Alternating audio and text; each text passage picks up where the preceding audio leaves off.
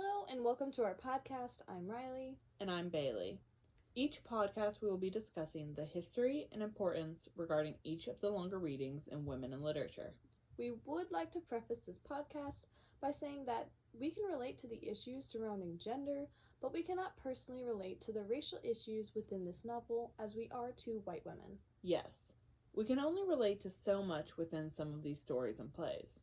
This is also a trigger warning for all who listen that we will be discussing themes of sexual assault and incest within this podcast. Today we will be discussing The Bluest Eye by Toni Morrison. Bailey, this book was so sad. There are many difficult themes that were talked about within the story. Morrison is phenomenal at writing heartbreaking stories, Rylee. I wonder how many of these things she has experienced in her own personal life in order to write them so realistically. I'm really hoping that she hasn't experienced any of these things. After doing some research on Toni Morrison, we began to see how her life impacted her writing. Toni Morrison is actually a pen name for Chloe Anthony Wofford. She was a prolific writer and published many books in her lifetime. And, fun fact, she was born and raised in the Midwest just like us. Kind of crazy how in a small town of Lorain, Ohio, she was able to become as notable as she is now. Morrison's hometown actually plays a key part in her debut novel, The Bluest Eye. This novel was published in 1970 and had a lot of controversies surrounding it. Yeah, a lot of controversies. This book had so many awful things happening to the characters around Piccola, our main character, that it found its way onto several banned book lists. Isn't that crazy, Bailey? A woman of color talking about real life experiences and her book gets banned. Interesting how that works. The ALA, or American Library Association, placed it on the top 10 most challenged books lists for 2006, 2014, 2013, and 2020. It became one of the most banned books for multiple years at a time. I think banning this book in 2020 especially feels counterintuitive to the progress that should have been made by now. Like, now more than ever is a time to bring awareness to the sensitive topics that this novel centers around. You would think that we would be able to look at the faults from America's past and guarantee that we will never make the same awful mistakes again. Banning these books shows how America has no issue with covering up violent acts of racism and sexism. On that note, racism and sexism are two of the most prominent themes in The Bluest Eye. The story starts with an idealistic, childlike fairy tale that begins to repeat rapidly. Initially, the story has proper capitalization and punctuation, but then it becomes a run-on with no capitalization at all. In the end of this introduction, everything becomes mashed together as one long phrase. Each chapter following this is titled as a repeated phrase from this ominous introduction. Looking at how this story begins allows us to understand how memory changes. When someone forms a memory, everything seems clear. A memory fades after time, just like how the second part of the beginning 2 pages lost its punctuation. In the end, everything blurs together and you cannot make sense of anything. It makes me think about some of my own memories. Like, do I only remember them because I've been told stories about myself?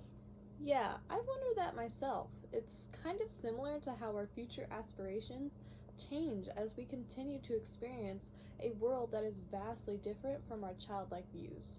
Yes, exactly. It's like when past memories are replaced by newer ones. So many things happen within our minds, even from a young age. We see the same effect within the main characters throughout this story. After the strange storybook introduction, there is a section in which seems almost like an afterword. It reveals information about certain characters before we have even been properly introduced to them.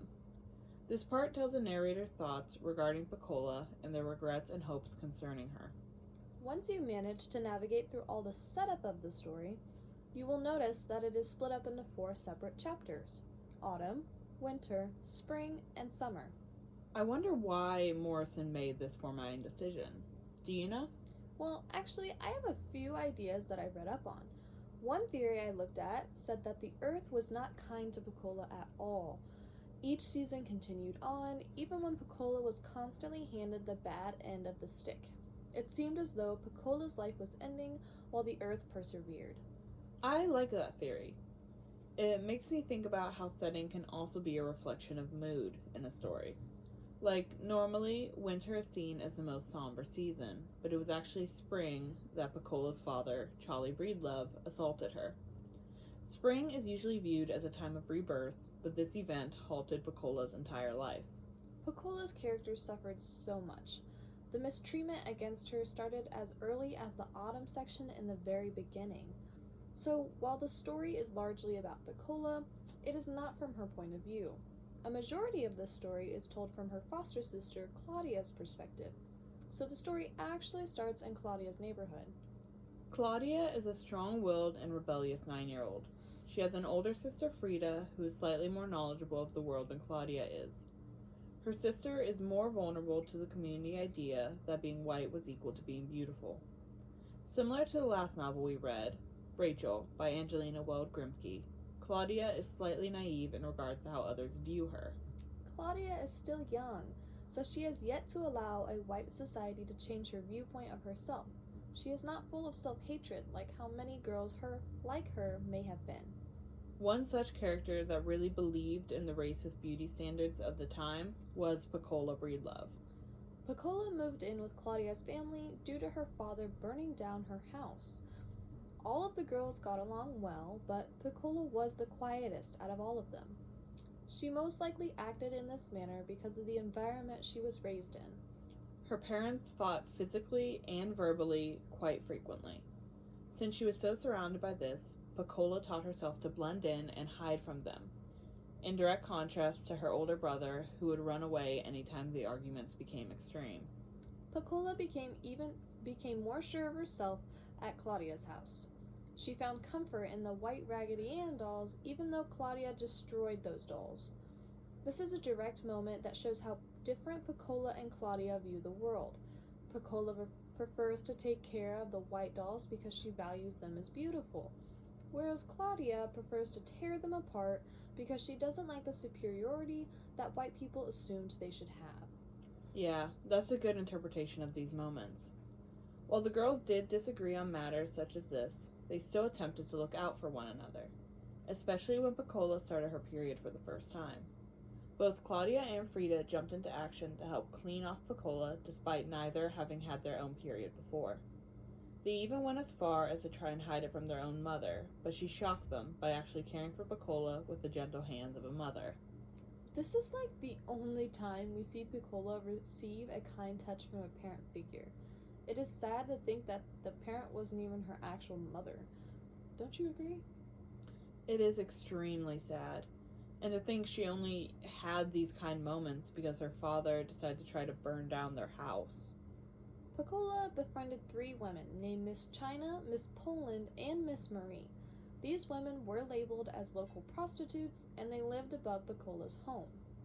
These 3 women still managed to provide Piccola with more care than her actual parents. At this point, we have entered the winter section of the novel. Along with this comes the introduction of a minor character named Maureen. She is a light-skinned black girl who revels in how other students of color see her as superior. While initially it seems as though Claudia and Frida are trash-talking her for no reason other than their own jealousy, Maureen reveals that she is capable of both kindness and cruelty. When Piccola first met her, Maureen stood up for her when the boys were making fun of her. Maureen wanted to get ice cream, but Frida and Claudia thought that their treat would be paid for by Maureen as she bought Piccola's. It was actually not the case. I could understand why they would think that, though. If someone invited me to dessert with a group but only paid for one other person's treat, I would be mad. I want the same treatment. I feel you. I wouldn't like feeling left out, and you know what? Neither did Claudia or Frida. They ended up yelling at Maureen, which caused her to lash out as well. Maureen even brought up the rumors about Piccola seeing her father naked. She really showed her true colors in that moment. Maureen never really wanted to be their friend, and she proved this by yelling at Piccola despite defending her from the same treatment earlier. Claudia and Frida referred to Maureen as a fake spring. Maureen seemed nice at the start, but her beauty was covering up her cruel nature, just like how a nice warm spring moment will cover up a true harsh winter to come. This was a wake-up call that even people like them could be cruel. Another middle-class black family, Geraldine and her son Junior, treated Piccola badly when she was on her own because of their own superiority complex. Yeah, Piccola walked by their house, and Junior called out to her, offering kittens to play with. He had in fact lied to her, and threw his mother's cat at her face. Junior's mistreatment of the animal led to its death, which his mother blamed Piccola for. There was no reason to blame Piccola, besides, I guess, a strange young woman being in her house. But still, it shows again how a parent can influence the actions of their kids. Yeah, if Geraldine had actually shown the love she had for her cat to her son, then maybe this traumatic moment could have been avoided completely. That strange occurrence of animal abuse was actually the end of the winter section. Now we are entering the spring section. The beginning of this chapter is traumatic. Frida was sexually assaulted by Mr. Henry, a man who lived with them to help pay rent. Claudia and Frida believed that they needed whiskey in order to make sure Frida wasn't ruined. The girls only believed this because of listening to their own mother talk. They then tracked down Piccola in the hopes that she would be able to give them some. When they finally found her, it wasn't where they expected her to be. They arrived at a home. This was the place where Mrs. Breedlove worked as a housekeeper. There was a berry cobbler sitting on a hot stove, and Piccola managed to drop it all on the ground, which caused the little white child in the house to start crying. This enraged Mrs. Breedlove, and she yelled at Piccola, Claudia, and Frida before eventually leaving to comfort the white child. Mrs. Breedlove definitely put the needs of the child and the white family above caring for her own family. The child referred to Mrs. Breedlove as Polly, which no one else was allowed to do. Even her own children called her Mrs. Breedlove. This clear favoritism towards a white family likely affected how Piccola saw herself and made her want to seem and look more like them. After this scene, we learn the backstory of Pauline Breedlove. She has always considered herself as ugly and thought poorly of herself because of this. Her low self-esteem led to her acceptance of Charlie's advances. Yeah, Charlie's advances of kissing her leg out of nowhere before they had ever spoke. That was icky. No one wants that. Well, at least I don't want that.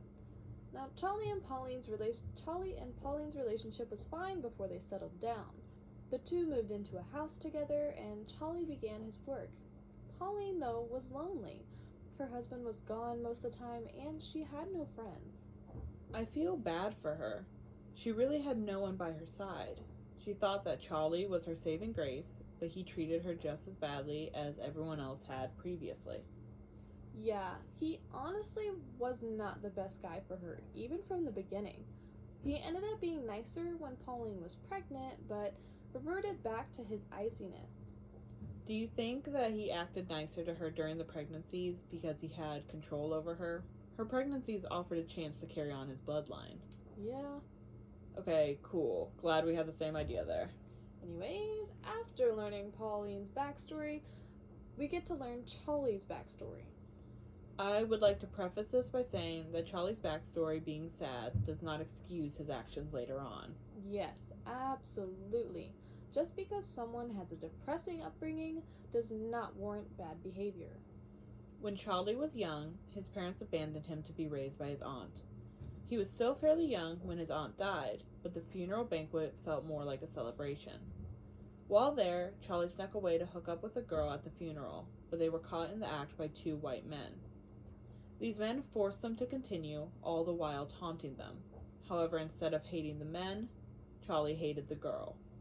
Charlie experienced awful things, but he's also an awful man. He hated the girl he hooked up with because it was easier to hate her. He had power over a young girl, but he had absolutely no power over two white men. Hating white people would have just taken over every part of him. Following these events, he was put into the care of an extended family member, but he eventually ran away in order to find his father. This search for his father is what led him to Mrs. Breedlove and their toxic marriage. Once we learn about Charlie's backstory, he becomes more of a three-dimensional character. While you can understand why he may have acted in certain ways, it does not justify anything. What makes him the antagonist in Piccola's life is that he raped her. He relived his introduction to his wife through his own daughter. This violent act was one that Piccola refused to acknowledge. Similar to how she would try to disappear when her parents fought, she tried to pretend that she wasn't real in the aftermath of her assault. However, she wasn't able to ignore the crime completely as she ended up pregnant. In the next chapter, we are introduced to Soaphead Church. He's a pedophilic man who offers Piccola her deepest dream of having blue eyes like the white women she idolizes. She believes in the remedy that he provides her, despite it actually doing nothing. As this wish occurred after the assault by her father, Piccola chose to believe that her blue eyes were the actual reason that everyone was looking at her. But in reality, the townsfolk are watching her because they know she is pregnant as a result of incest. Right before the conclusion of the novel, Piccola seems to have lost her mind and is having full-on conversations with herself. She compliments her own blue eyes and states that they're bluer than all the other white girls. These conversations with herself are her main form of coping with what happened to her. However, despite the conversation being completely isolated, she still refuses to accept that Charlie had raped and impregnated her. It reminds me of the introduction piece. You know, the storybook tale that was used as the chapter titles? Oh, I can totally see that. Yeah, in the introduction piece, we saw how the story becomes harder to follow as the lines blurred together. We can relate that to Piccola in this scene. Her mind is actively deteriorating. She is no longer completely sane, and she can no longer separate reality from hallucination. This mental deterioration gets worse after she loses the baby. This was the last we saw of Piccola in the novel. The story ends with Claudia and Frida blaming themselves for Piccola's pain because they had buried seeds in the hope that when they bloomed, her child would be fine. The seeds were like the two girls planting their hopes for Piccola. Since the seeds didn't blossom into the flowers they hoped for, they chose to blame themselves for the death of her child. This story was completely devastating. I completely agree. Toni Morrison is an amazing author and such an important figure for everyone to study. Morrison's intentions behind this piece was to amplify the negative effects that racism can have on self-worth and confidence. I actually ended up reading in an interview of hers that she wanted to speak on behalf of others who felt that they weren't beautiful and those who were deeply concerned about feelings of ugliness. She wanted to make sure that no one should be made to feel bad for their darker skin. Toni Morrison really was an influential writer. She really was. This story covered issues regarding sexism and racism. It brought to light issues that those who do not experience oppression based on their skin color cannot fathom. This was truly an incredible story to read. Thank you so much for listening, and until next time, farewell.